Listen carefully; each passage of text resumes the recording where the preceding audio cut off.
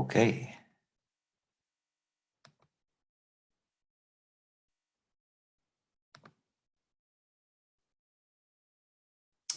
Okay, this is a brief lecture on the pro-slavery ideology that emerges in the antebellum period. This happens to be one of the shortest lecture pieces, certainly visually. There's one slide, and then the question after. And what I'm getting at with this question, how does knowing about this pro-slavery ideology inform the way we should think about the cause of the Confederacy in the Civil War? It's going to be pretty obvious that there are a lot of Southerners that believe in a very extreme justification of slavery. And it suggests that the slavery issue was very hard to compromise on as the sectional division heightened in the 1850s. So we talked about the abolition movement, kind of getting off the ground and running in a big way after 1831.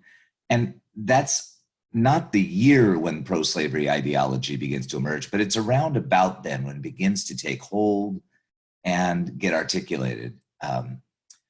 Previous Southerners would have probably been close to thinking about slavery in the terms that Thomas Jefferson suggested, that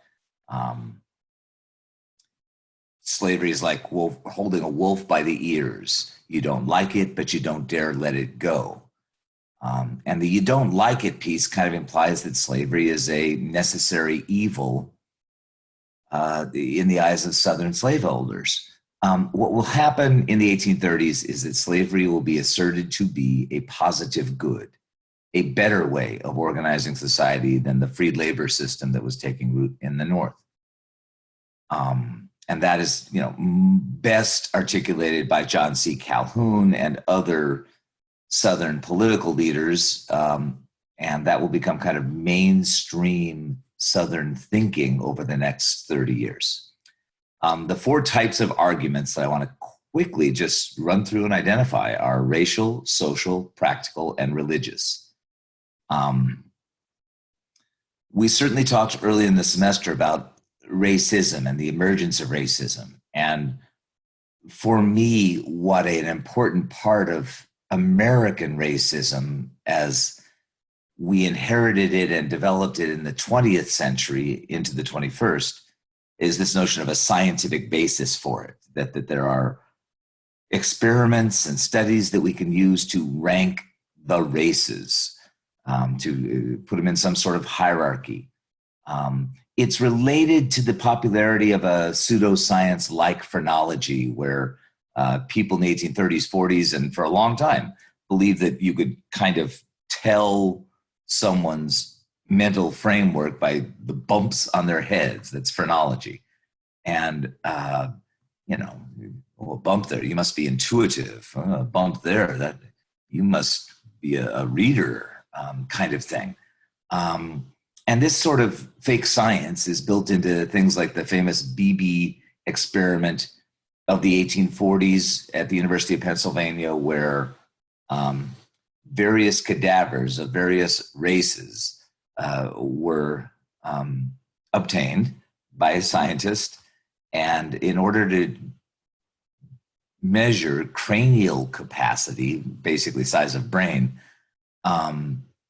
they took a bunch of dead people, hollowed out their skulls, poured BBs into them to measure volume, and lo and behold, the white, Nordic, Caucasian samples seem to have greater cranial capacity than other races, as they define them, including African Americans and Native Americans. What they didn't say in the description of the experiment was that they used the cadaver, the skull of a dead, fat 40-year-old white dude versus an 8-year-old African American girl.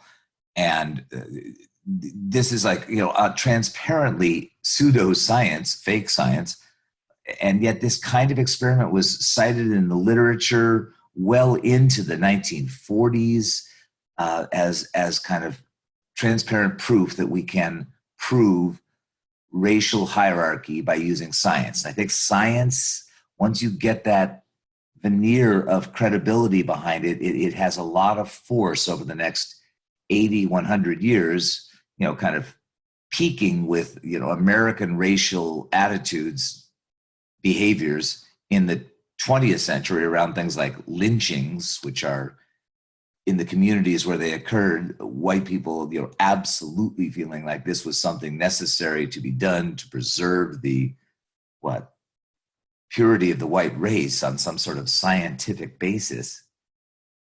In world history, I would say, Hitler is kind of our best example of someone who takes this kind of race-based science and manipulates it into inhumane policies. So if I was reticent early in the semester to call white behaviors and attitudes towards blacks racist in the past, I am no longer reticent to use that label. By the 1830s and 40s, the slave-owning class was firmly convinced that racial hierarchy existed, that blacks were inferior to whites, and that that is a basis for why it's justified to enslave these people. Socially, that's kind of the broad one, the notion that pro-slavery theorists would say that all men are not created equal, that Jefferson got it wrong, that the natural state of human beings is inequality. We all have different abilities and aptitudes and talents, and we shouldn't be trying to construct society around some fictional sense of human identity. So they would start with that, and they would basically then follow through with their kind of paternalistic spin on slaves, that it's therefore necessary for the superior peoples, the white people, to take care of these lesser people, to feed them and clothe them as they did, to teach them Christianity, to teach them the blessings of white civilization as unpaid, violently extorted laborers. The hypocrisy in all of it is dripping, but the paternalism inside these slave owners' minds, that they are in the long run doing something good for the African American race by raising them up by exposure to white culture, is what any parent would do for their child as they're in this kind of transitional phase. So the paternalism takes on many, many, many forms. And it's, a defense that white slave owners say they take better care of their slaves than northern factory owners do of their immigrant laborers who they hire and fire at will and don't take care of year round. Southerners claimed that their slaves were happy. Generally happy. They seem happy in their quarters. They sing while they work. Do sad people sing while they work? And I think Frederick Douglass had the great answer to that, of saying, yes, sad people do sing when they work, and listen to the songs, you idiots. It's not happy. And then James Hammond, a South Carolina politician and very articulate pro-slavery theorist, made a speech once that's called the Mudsill speech, where he kind of gave this common sense understanding that all societies have a class of workers, of people that do the labor that no one else wants to do. He talked about the mudsill workers who would dig the clay out of river bottoms in the summer to make bricks with, and that no one wants to do that work, and yet the slaves of the South are the ones to do that work. Northerners have their own mudsill class, but they won't admit it, kind of thing. And Hammond argues that because our mudsill class, our slaves, know who they are, and we know who they are, that leads to greater social stability and happiness, ultimately, for everyone having kind of these clear assigned social roles. And of course, it's easy to look at things today and talk about the mudsill class that works in so many different kinds of industries in the American economy and in the world economy, that we can't be too morally superior to this when we're willing to put up with consumption of goods produced by people who are worked in inhumane ways all around the world today. Okay, so that's the social argument. The practical argument is pretty transparent. Slavery is in the Constitution. It's highly unlikely that you're going to get 3/4 of the states to agree to change the Constitution to take those references to it, albeit without using the word slavery, but clearly discussing slavery. It will be impossible to get that out of the Constitution. And of course, that's the 3/5 clause and the slave trade, international slave trade clause, and the fugitive slave power that's given to Congress. The 4 million reasons that are practical is a lot of people just got hung up on you can't just free the slaves and expect things to go smoothly in the South or in the United States for that matter. Abolition would lead to chaos is kind of the practical sensibility.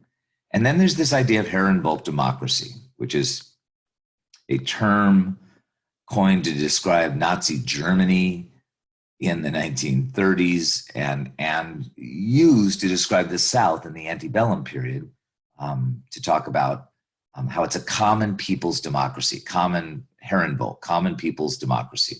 And the book talked about this pretty well, about how poor white Southerners who don't own slaves, and that's 3/4 of the white families in 1860 in the South, who don't own slaves, they feel to be on some sort of social equal level with the slave owning class, even though slave owners are basically, by the presence of using slaves, driving down wages that these poor white farmers have to compete with the uncompensated labor of slaves that the slave owners can use.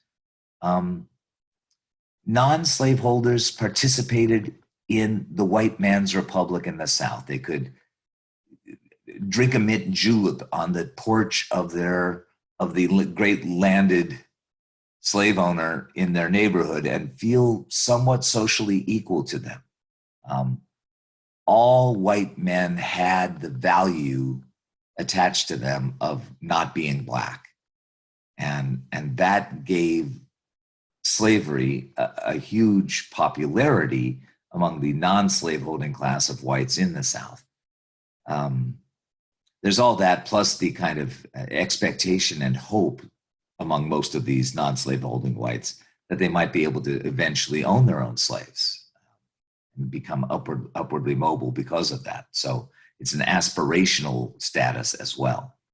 And then finally, fourth are the religious reasons. And they, of course, will be the most well-documented of these 4 different types, because Southern preachers, like all ministers in the 19th century, wrote down their notes for their sermons every Sunday. And we have records that show that probably once a month, the sermon at a Southern church would be somehow connecting slavery to a biblical justification for slavery in the eyes of these pro-slavery ministers.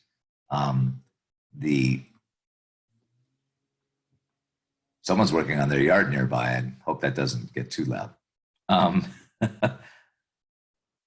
The Old Testament is full of references to the chosen people of Yahweh actually owning slaves. Abraham is a slave owner, and that seems to be just fine with God, Yahweh, and his chosen people. In the New Testament, Jesus, who lived in the Roman Empire that was a heavily enslaved society. And Judea, of course, would have had their share of a huge proportion of the population being enslaved, especially in the cities that Jesus might have been exposed to. Jesus never had one word in any of his teachings that spoke negatively about slavery. Jesus never condemned slavery. And the thinking of these ministers and of pro-slavery theorists in general is that if Jesus doesn't think it's worth mentioning as something bad, it can't be that bad. There's biblical sanction for it. And my reference here to Colossians 3:19-22 is just this St. Paul's admonition that that slaves ought to obey their masters in the same way that children should obey their parents, wives should obey their husbands. And that all reflects kind of a divine order between how people should relate to God and obey God, that there are these three kind of sacrosanct relationships. Now, believe me, as I talk about this religious component to the pro-slavery ideology, it's essential to note that the whole basis of an anti-slavery movement really does come or become popular based on a different reading of Jesus's teachings in the New Testament, where Jesus said to love your neighbor, don't own them or whip them.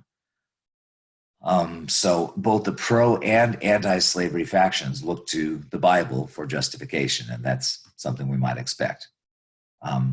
So that's it. That's the pro-slavery ideology. It is, to our ears, nonsensical and crazy, and yet, when you read Alexander Stevens's cornerstone speech at the beginning of the Civil War, it's very clear that the Southern leadership firmly believed in this pro-slavery arguments, and that was the kind of social vision they had in trying to set up their own country and leaving the Union when they did in 1861.